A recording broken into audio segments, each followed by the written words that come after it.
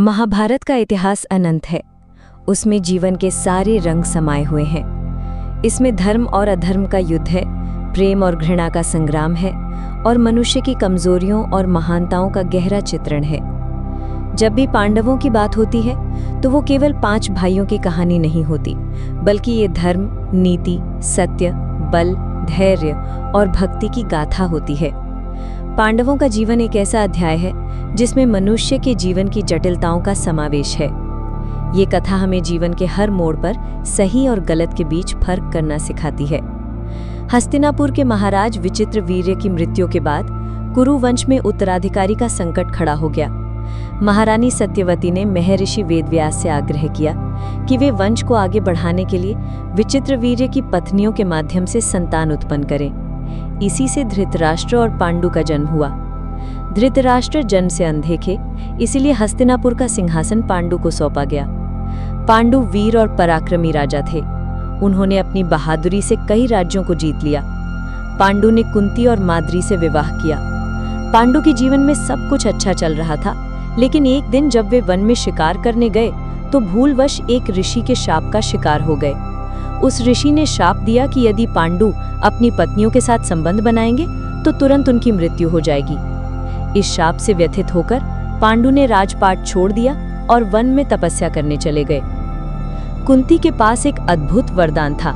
उसे बचपन में ही महर्षि दुर्वासा से ये वर मिला था कि वो किसी भी देवता का आवाहन कर उनसे संतान प्राप्त कर सकती थी। पांडु ने कुंती से आग्रह किया कि वो इस वरदान का उपयोग करे ताकि वंश आगे बढ़ सके। कुंती ने सबसे पहले धर्मराज यम का आह्वान किया और युधिष्ठिर का जन्म हुआ। युधिष्ठिर का स्वभाव बचपन से ही शांत, विनम्र और धर्मपरायण था। वे सत्य के मार्ग पर चलने वाले थे और जीवन में कभी झूठ नहीं बोलते थे। इसके बाद कुंती ने पवन देव का आह्वान किया और भीम का जन्म हुआ।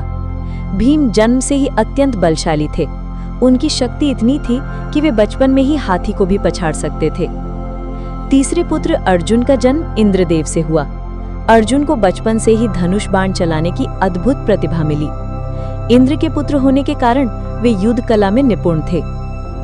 माद्री, जो पांडु की दूसरी पत्नी थी, उन्होंने भी कुंती से वो मंत्र मांगा।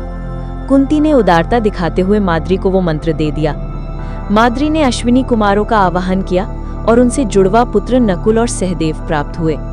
नकुल अत्यंत सुंदर और आकर्षक थे। सहदेव ज्ञान और ज्योतिष में निपुण थे।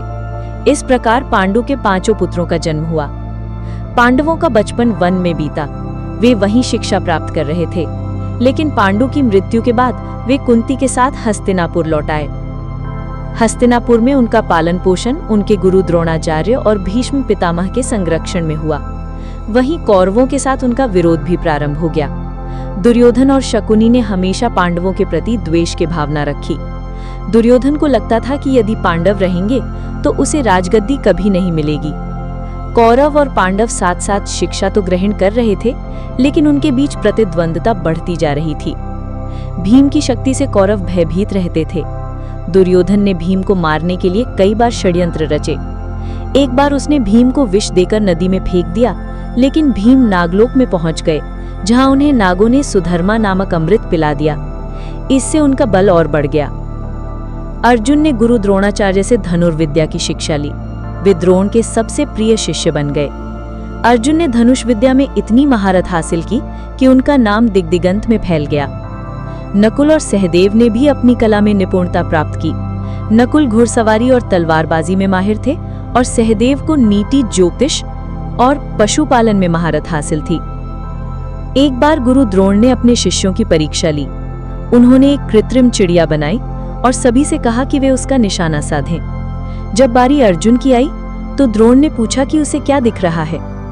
अर्जुन ने कहा कि उन्हें केवल चिड़िया की आंख दिख रही है। ये सुनकर द्रोणाचार्य ने उन्हें आशीर्वाद दिया कि वे महान धनुर्धर बनेंगे। धीरे धीरे पांडवों की लोकप्रियता बढ़ती गई, जिससे दुर्योधन को जलन होने लगी। उसने पांडवों को समाप्त करने के लिए लाक्षागृह का षड्यंत्र रचा। दुर्योधन ने वारणावत में एक महल बनवाया जो मोम और लाक्षा से बना था। पांडवों को वहीं रहने के लिए भेजा गया और योजना बनाई गई कि महल में आग लगा दी जाए। लेकिन विदुर ने समय रहते पांडवों को चेतावनी दी और उन्होंने एक गुप्त सुरंग बनवाकर वहां से सुरक्षित निकलने का उपाय किया।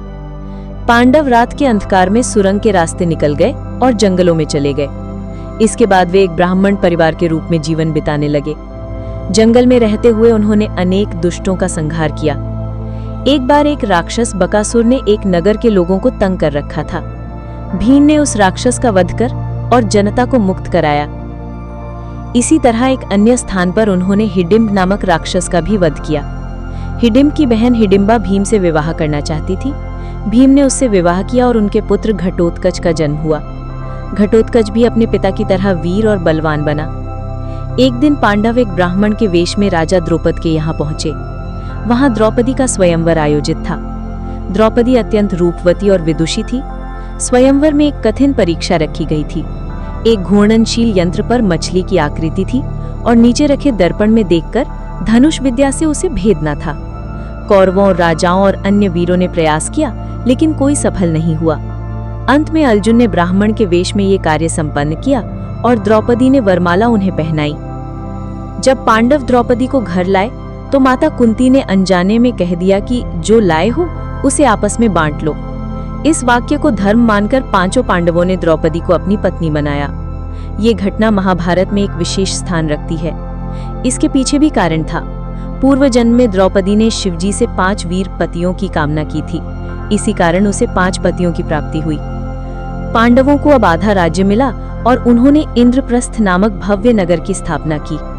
उन्होंने वहां राजसूय यज्ञ किया और समस्त राजाओं को पराजित कर उन्हें अपने अधीन किया। इंद्रप्रस्थ नगर अत्यंत सुंदर था, लेकिन दुर्योधन को जब वहां आमंत्रित किया गया और उसने माया सभा में भ्रमित होकर जल को भूमि और भूमि को जल समझ लिया तो वो अपमानित हो गया। तभी से दुर्योधन के मन में बदले की भावना घर कर गई। शकुनी की सलाह पर दुर्योधन ने जुए का आयोजन किया। युधिष्ठिर को जुए में बुलाया गया। युधिष्ठिर धर्मात्मा थे, लेकिन जुए की लत से बच नहीं सके। उन्होंने अपना राज्य, अपने भाई और अंत में द्रौपदी तक को दांव पर लगा दिया। जब पांडव सब कुछ हार गए तो कौरवों ने द्रौपदी का चीरहरण किया। द्रौपदी ने भगवान श्री कृष्ण से प्रार्थना की और श्री कृष्ण ने उनकी लाज बचाई। इसके बाद पांडवों को 13 वर्ष का वनवास और 1 वर्ष का अज्ञातवास दिया गया।